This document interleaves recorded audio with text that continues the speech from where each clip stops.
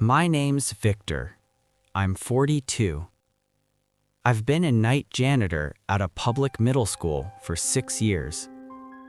I took the job because it's stable, good benefits, quiet work. Or at least it used to be. My shift runs from 3 p.m. to 11:30 p.m. during the school year. Once the buses leave and the after-school programs wrap up, the building empties fast. By 7 p.m., it's just me and sometimes one other custodian on the opposite wing. The routine matters in a place like that. You clear trash, you sweep, you mop. You shut off lights row by row. You check doors twice. You learn what normal sounds like. HVAC cycling, locker doors settling, the building ticking as it cools. You also learn what doesn't belong. That Tuesday was normal until it wasn't. Around 9:25 p.m., I finished cleaning classroom 214, 7th grade math. I remember because the teacher always leaves her whiteboard half erased. I wiped the desks, vacuumed, stacked chairs, turned off the lights, and closed the door behind me. I always glance through the narrow window in the door before walking away. Pitch black. He looked at me like I was joking. I walked to the switches. They were up now. On. I didn't remember flipping them. I hadn't touched them since the last time. Miguel shrugged. Old wiring. We both stood there longer than necessary. It felt wrong to argue with a simple explanation. Old building, faulty circuits. But something bothered me. When I first entered that room at the beginning of my shift, the whiteboard had half-erased equations.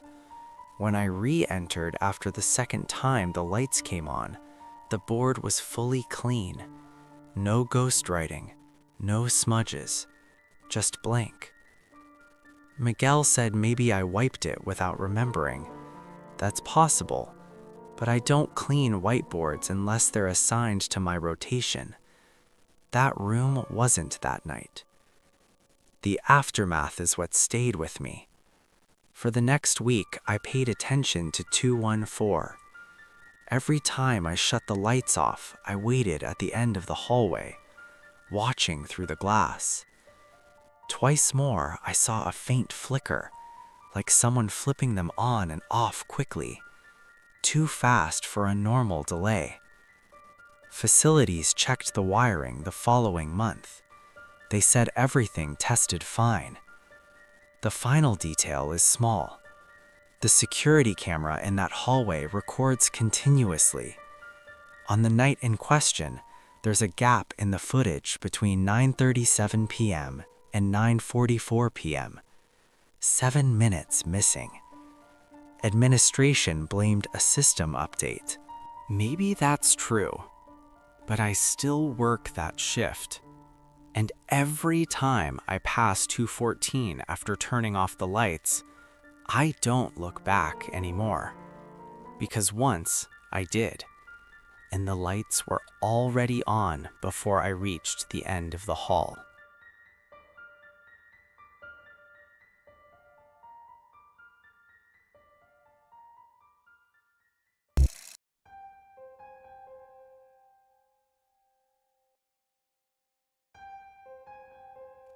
My name's Harold. I'm 58. I've been a school custodian for almost 20 years. I like routine. I like empty hallways. Kids are loud. The building at night is predictable.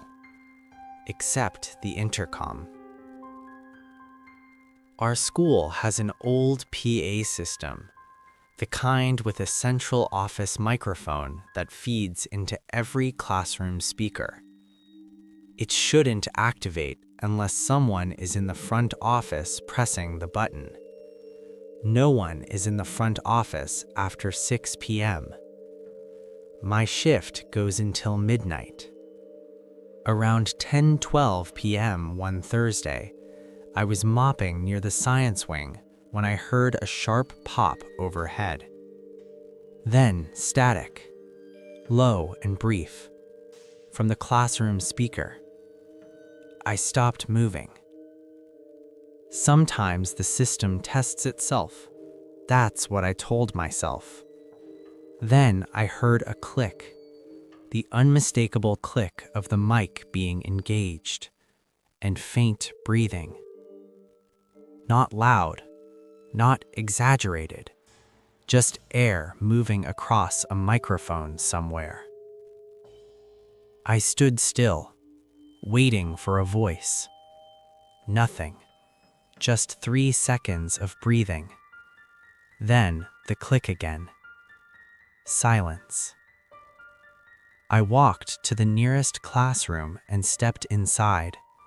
The speaker was mounted near the ceiling. No light indicator, nothing visibly active. I radioed the security guard at the front gate. He confirmed no one had entered or exited since 8 p.m. I decided to walk to the main office anyway.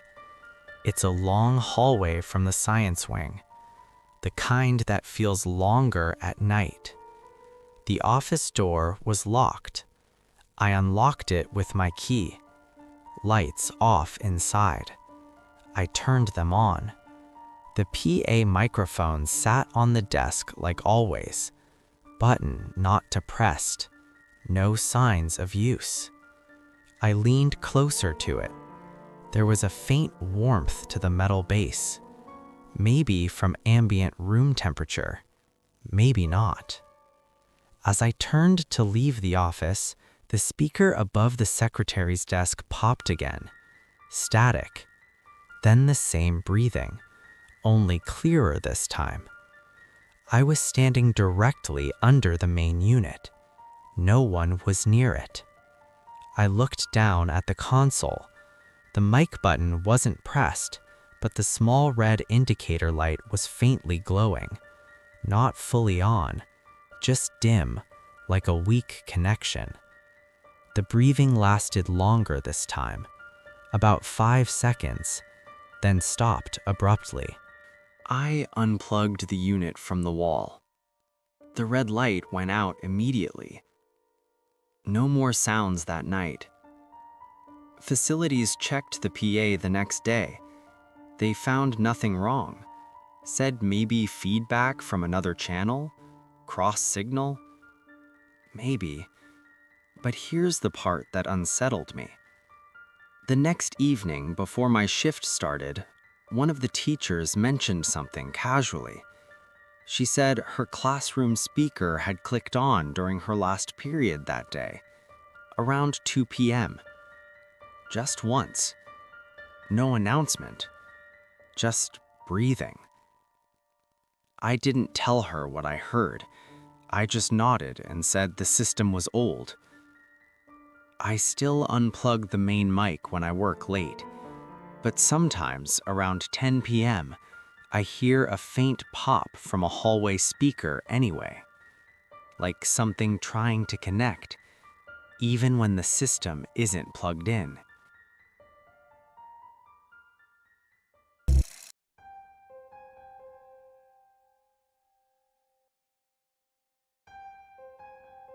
My name's Calvin.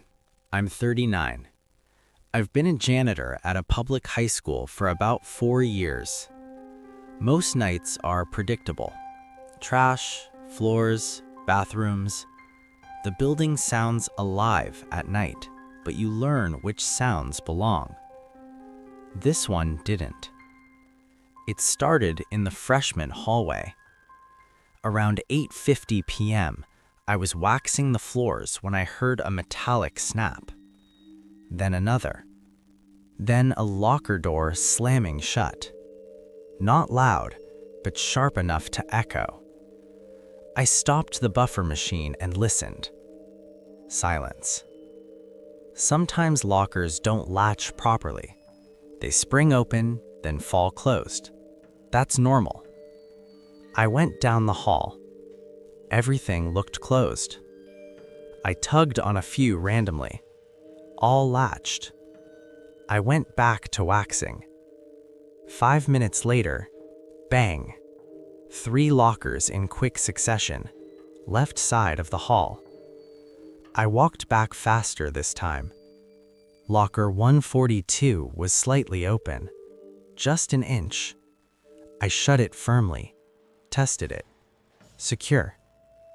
As I turned to leave, I heard a slow creak behind me. Locker 138 opened halfway. No wind in that hallway, no windows nearby. The air felt still. I stood there, staring at it. The fluorescent lights hummed faintly overhead. I stepped closer and pulled it shut. Inside was empty. No books, no bag, just metal shelves.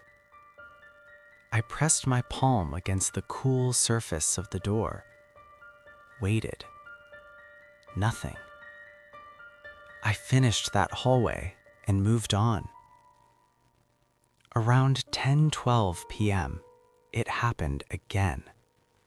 But this time it wasn't random. It was sequential. Locker 131. Pause. 132. Pause. 133. Each opening just slightly, like something moving down the row. I didn't move, I just listened.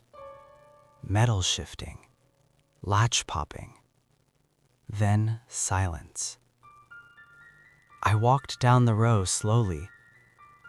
Each of those lockers was slightly ajar, in order. That's when my brain started reaching for things it shouldn't. Old building, air pressure, but pressure doesn't move in sequence. I shut them all, took a breath, and walked away. The final thing happened just before I clocked out. As I passed that hallway one last time, every locker on the left side was open. Every single one. Perfectly aligned. Open at the same angle. That's the moment that genuinely unsettled me, because it felt deliberate. I didn't close them. I just left. The next morning, I reported it. Maintenance came in that afternoon. They called me down to show me something. Inside the ceiling above that hallway was a narrow crawl space, recently disturbed insulation, and thin scratch marks along the metal ventilation duct. Animal control was called. They found a man living inside the duct system. Not for one night, for weeks. He had entered through a damaged rooftop hatch and was moving between ceiling cavities. The lockers had top ventilation gaps that connected into the duct void. When he crawled across the duct directly above certain lockers, the vibration popped weak latches open. The sequential pattern matched the duct layout.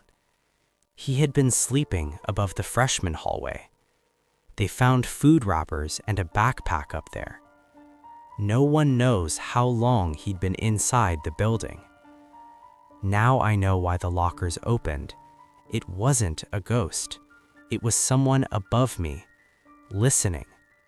And when I think about the last night, when all of them were open at once, I realize something else. That crawl space only runs along half the hallway. The other half has no duct access, yet those lockers were open too. Animal control said maybe pressure shift, maybe vibration, but that explanation only works for the ones under the duct, not the rest. And that's the part that still makes me walk faster past that hallway.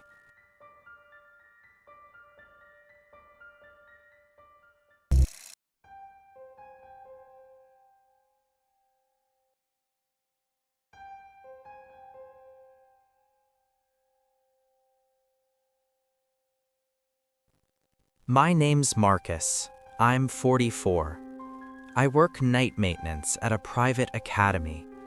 The auditorium is the worst part of my shift. Big, dark, empty seats facing a single stage. Sound carries in strange ways there. One Thursday night around 9:30 p.m., I was vacuuming the aisle steps. That's when I heard it. A single footstep behind me, on carpet, soft. I turned immediately. No one there. The auditorium doors were closed. I walked to them, locked. I went back to vacuuming. 2 minutes later, another step, then another. Slow, descending the aisle. I shut off the vacuum, listened. Nothing. I told myself acoustics can echo weirdly in that room, but then I heard it clearly. A weight shift in one of the seats, the faint thud of fabric compressing, like someone sitting down. I walked up the aisle slowly, row by row. No one there. The stage lights were off, just emergency exit glow. I felt watched, not in a dramatic way, just aware of the emptiness. Then came the worst part. Applause. Not loud, not a full crowd, just 3 or 4 slow claps from the back corner. I didn't move. I didn't breathe. The sound stopped immediately. That was the first time I genuinely felt something was wrong. I checked the control booth. Empty. Sound system off. I left the auditorium lights on for the rest of the shift. The next day, I told the facilities manager. He didn't laugh. Instead, he asked me if I'd checked under the stage. I hadn't. Apparently, the auditorium had a sub-stage storage cavity accessible through a maintenance hatch near the back curtains. We opened it together. Inside, we found bedding, empty water bottles, and a portable speaker. Someone had been living under the stage. The acoustics in that room amplified everything they did. Footsteps under the wooden subfloor traveled up through the aisle structure. The applause? That was the portable speaker, battery-powered, probably used to scare whoever discovered them.